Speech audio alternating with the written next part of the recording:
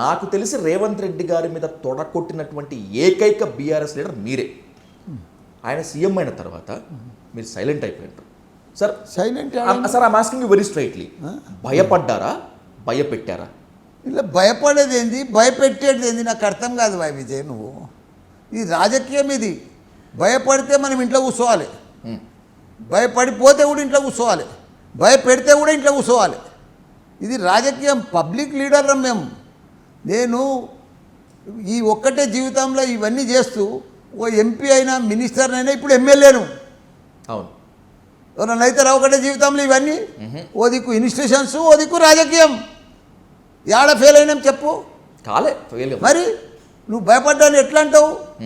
రాజకీయంలో మంచి చెడ్డ అప్ అండ్ డౌన్స్, నాకు ఎప్పుడు అప్ అండ్ డౌన్సే రాలేదు, ఎప్పుడు అప్ మీదనే ఉన్నా. ఇప్పుడు ఆయన ఒక సీఎం అయ్యాడు, మొన్నటిదాకా మా తరం ఎంపీ ఉండే. ఆయనకు నువ్వు అన్నట్టు తొడగొట్టినాం, అది కొట్టినాం, మాటలు అనుకున్నాం, అయిపోయింది.